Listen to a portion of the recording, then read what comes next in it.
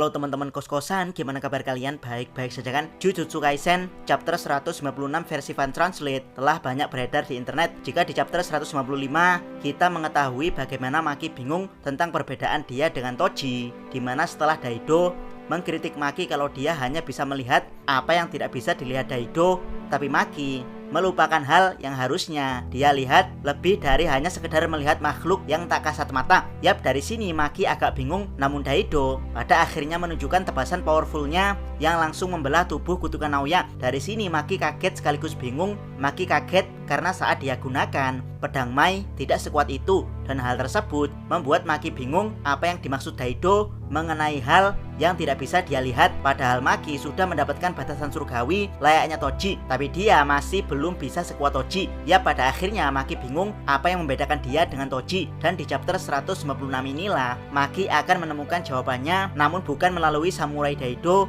melainkan melalui pesumu Mio. Langsung saja berikut pembahasan Jujutsu Kaisen chapter 156. Check out, check it bro. Chapter dibuka dengan penjelasan domain Mio. Intinya, domain Mio adalah mengajak pertandingan sumo. Jadi semua lawan yang terperangkap di domain Mio dilarang menggunakan teknik jujutsu, alias hanya bisa bertarung dengan teknik sumo. Memang terlihat agak menguntungkan Mio mengingat dia adalah pesumo. Namun domain Mio tidak bisa bekerja jika salah satu dari Mio atau lawannya tidak setuju. Di sini Mio memprovokasi sekaligus berharap agar Maki mau menerima tawaran untuk bertanding sumo dalam domainnya. Maki sendiri yang lagi banyak pikiran setelah mendengar kata-kata Daido langsung menyetujui tawaran Mio. Dan ya, Mio senangnya bukan main, dimana domain Mio pada akhirnya menutup dengan sempurna. Sebelum tertutup, Noritoshi sempat khawatir dengan keadaan Maki yang belum sembuh 100%. Yap, Noritoshi khawatir Maki akan lebih cedera dari sebelumnya karena menerima tawaran konyol dari Mio. Apa yang kau pikirkan? Teriak Noritoshi. Maki menjawab dengan jujur kalau dia selama ini terlalu banyak pikiran, jadi dia ingin rileks sedikit dengan melakukan hal-hal yang justru tidak dia pikirkan, yaitu bertanding sumo. Di sini kita juga melihat kalau kutukan Naoya telah kembali beregenerasi. Untungnya dia mengincar Daido yang sebelumnya berhasil menebasnya. Jadi Noritoshi lemah bisa sedikit lega selama ditinggal Maki bertanding sumo melawan Mio. Pada akhirnya pertandingan sumo Maki melawan Mio dimulai, dan lagi-lagi Maki malah kepikiran perkataan Daido tentang apa yang tidak bisa dia lihat dan apa yang telah dia lewatkan selama ini, sehingga dengan mudah Maki berhasil dikalahkan Mio di ronde pertama. Dari sinilah Mio mulai menyadarkan Maki. Sebenarnya Mio yakin kalau dia menyerang Maki langsung dari depan, maka Maki akan dengan mudah membantingnya. Jadi Mio lebih memilih untuk lari ke belakang dulu, lalu menghindari serangan Maki yang ngawur ke titik butannya, lalu membantingnya. Yap, Maki yang sedari tadi tidak fokus tentu dengan mudah bisa dibanting Mio. Dan Mio langsung paham dari cara Maki bertanding sumo kalau Maki sedang banyak pikiran. Mio penasaran dan bertanya pada Maki kenapa dia tidak bisa fokus, apa yang sedang dia pikirkan. Maki sendiri tidak tahu pikiran apa yang sedang membebaninya saat ini, karena selama ini dia tidak pernah mengandalkan orang lain untuk menjadi kuat. Yap, meski Maki punya guru seperti Kusakabe dan Gojo, tapi Maki tidak terlalu mengharapkan peningkatan kekuatan dari mereka, karena Maki merasa hal tersebut sia-sia mengingat dia hanya punya sedikit energi kutukan serta tidak bisa menggunakan teknik kutukan. Padahal Gojo dan Kusakabe keduanya bertarung dengan energi dan teknik kutukan. Gojo dengan Limitless dan Six Eyes, sementara Kusakabe dengan Simple Domain. Yap, harusnya sosok Maki ini berlatih dengan Kokuru Squad bentukan The Hei di klan Zenin, karena mereka sama-sama tidak bisa menggunakan teknik kutukan. Namun Maki terlalu benci dengan Zenin sehingga dia memilih minggat dari klan untuk berlatih di sekolah Jujutsu.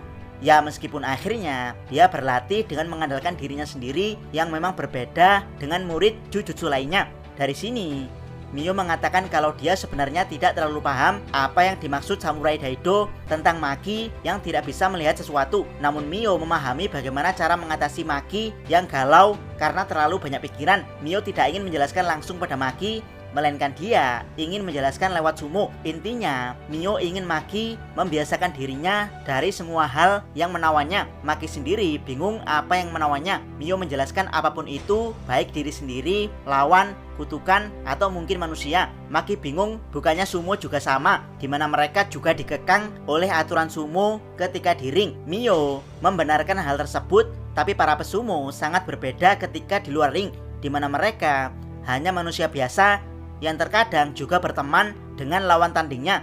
Yap, intinya Mio ingin Maki seperti para pesumo meskipun mereka adalah pribadi yang berbeda ketika di luar ring. Tapi ketika sudah masuk ke dalam ring, maka dia hanya perlu fokus pada hal yang ada di dalam ring seperti peraturan sumo dan lawannya. Tidak perlu memikirkan hal apapun di luar ring. Dengan begitu, Maki akan bisa fokus dengan semua potensi dirinya dan juga potensi lawannya ketika bertarung, alias Maki bisa bertarung secara maksimal. Dan saat Maki bisa mewujudkan hal ini, maka kalah atau menang tidak ada artinya lagi. Dan inilah jawaban sesungguhnya yang membedakan Maki dengan Toji.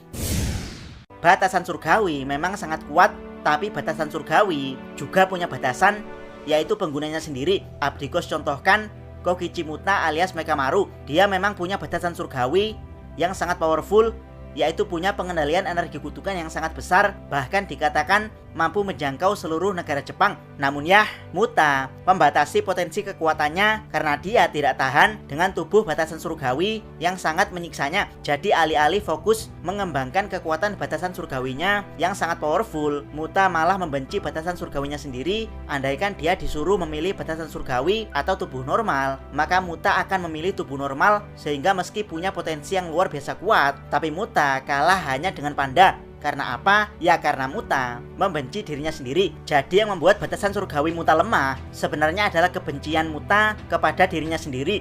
Berbeda dengan Muta, untuk kasus Maki yang membuat batasan surgawinya lemah adalah moral yang ada di dalam dirinya. Yap, setelah Maki membantai klan Zenin karena membalaskan dendam Mai, sepertinya moral Maki memberinya penyesalan yang sangat mendalam.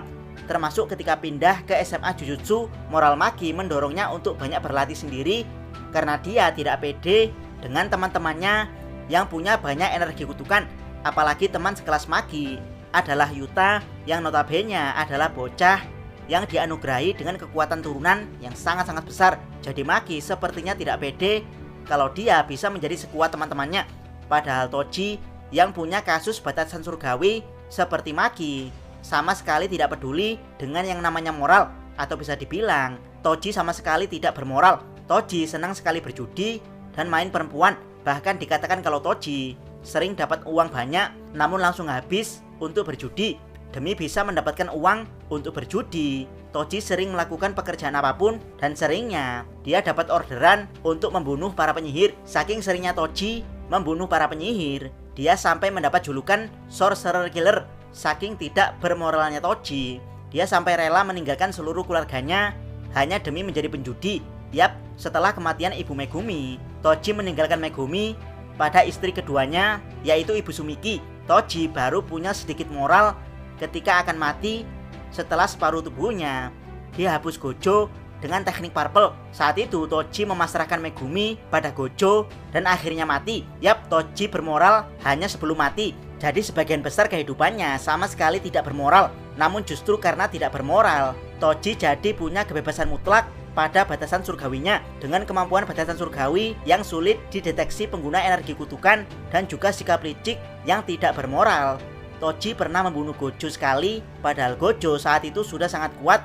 karena punya Limitless dan Six Eyes. Jadi intinya, jawaban dari perbedaan batasan surgawi Maki dan Toji ada di kebebasan mutlak dari moral mereka. Jadi semakin mereka tidak bermoral, maka semakin bebas mereka dalam menyalahgunakan batasan surgawinya. Teori dari Abdikos, Maki tidak akan menjadi jahat seperti Toji. Dia tetap bermoral, namun dia tidak akan memikirkan moral ketika masuk di pertarungan. Sama seperti yang dikatakan Mio ketika masuk ke arena sumo. Maka hal-hal yang terjadi di luar sumo tidak usah dipikirkan dan bertarunglah sebebas mungkin. Dan hal ini sukses membuat Maki mengalahkan Mio sekaligus menghancurkan domainnya. Dari sinilah Naoya, Daido, dan Noritoshi langsung terkejut melihat Maki yang sepertinya telah tercerahkan setelah keluar dari domain Mio. Sepertinya minggu depan kita akan melihat bagaimana Maki yang bertarung dengan sangat fokus tanpa memikirkan moral apa yang terjadi di luar pertarungan. Karena kalau mau gelut saja, urusan rumah sakit pikir belakangan. Jangan lupa subscribe channel Takos dan jangan lupa share video ini. Salam.